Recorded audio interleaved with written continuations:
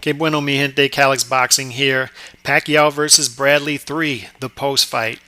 Pacquiao goes to 58-6-2 with a resounding 116-110 on all three judges' scorecards victory over Timothy Desert Storm Bradley in a good fight.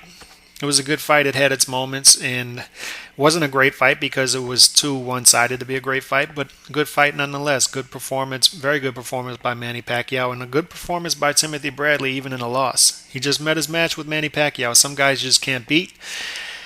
Roy Jones put it perfectly after the fight, comparing him to Secretariat, and there was another really good horse back then that just couldn't beat Secretariat, and that's Timothy Bradley. He just, in my opinion, he's been the second best guy in the division, or third best guy behind Mayweather and Pacquiao when Mayweather was in the division. Now the second best guy, but he just can't beat that best guy in Manny Pacquiao, and it showed again.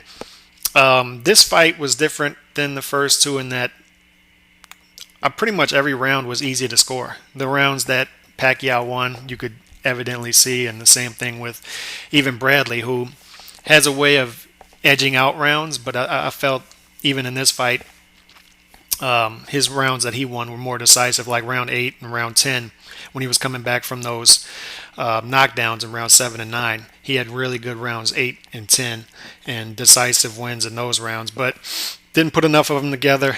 Pacquiao is just tough to match his pace and intensity throughout the fight.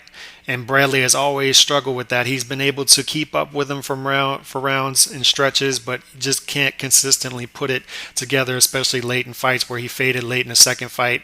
And I think that was on his mind in this fight because he was less aggressive early in the fight than he was in the second fight. Second fight came out a little more aggressive, wanted to put rounds together, wanted to get rounds in the bank. Wanted to be more exciting than he was in the first fight. This fight, I think it was on his mind that he faded late in that second fight, and he was worried about keeping up that pace with Pacquiao and came out a little less aggressive. And when he was more aggressive, when he was backing Pacquiao up and trading with him, he was actually more successful. And you would think otherwise because it's not wise to trade with Pacquiao, but he wasn't able to stand back and box with him this time and counter with him. Just wasn't happening for him in this fight.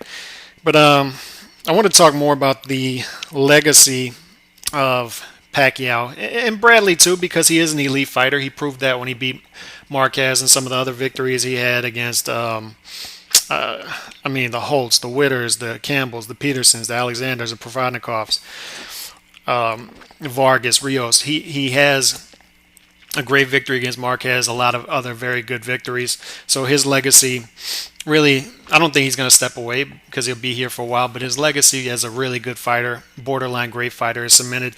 As far as Pacquiao is going to be the guy, and I'll never understand the Pacquiao backlash. He's going to be the guy that couple of years from now, if this is his last fight or if he has one more fight, once he retires, a couple of years in, people will be like, man, I really miss what he did. Because what he did over a 22-23 fight stretch where he just fought good opposition and up, even great opposition, it's just incredible. And it hasn't been matched in modern boxing history, and it's going to be a long time before it is matched, if ever, how guys are conducting themselves now as fighters. It's going to be tough for somebody to come along and match what Pacquiao has done in his career.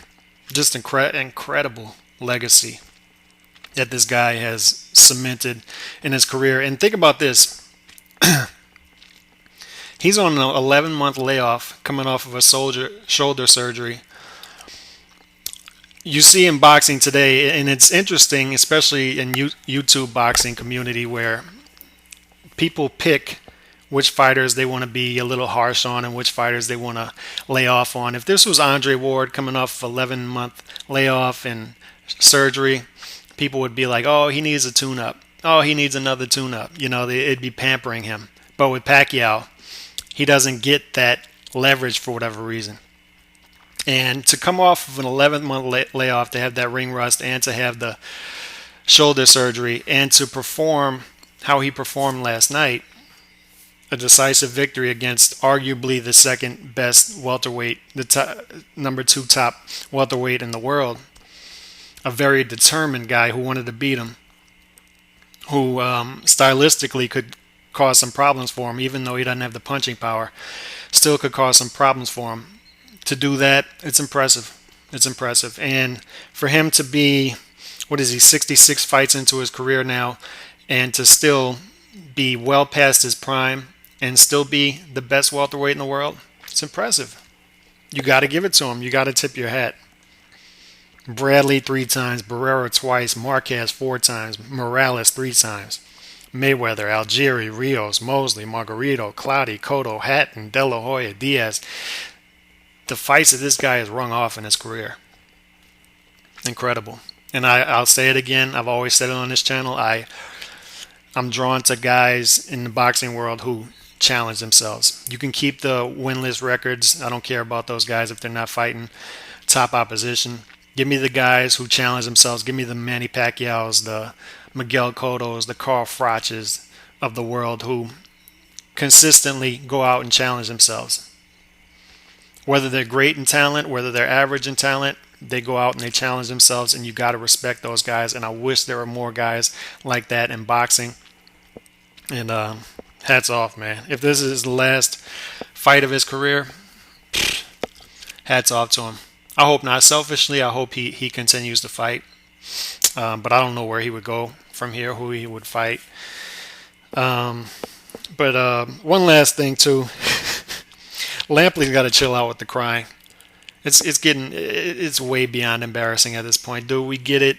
Even the people who are haters and don't and try to avoid giving Pacquiao that respect publicly, they still instinctively know how great this guy is and what they've witnessed, and that they're witnessing something that they may never witness again, or they've rarely witnessed from other people.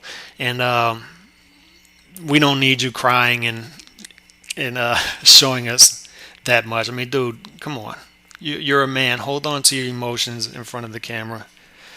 It's embarrassing. But that being said, great performance by Pacquiao. Good performance by Bradley. Good fight. Interesting fight. And my concern coming into this fight was that Pacquiao would be uninterested and Timothy Bradley would be uninteresting. Didn't happen. Pacquiao was very locked in and interested in winning this fight, and Bradley was interesting in spurts in this fight, especially coming back from those 2 knockdowns. And it was a good fight. Not a great fight, but a good fight between 2 worthy opponents. So hit me up. Let me know what y'all think about the fight. Peace.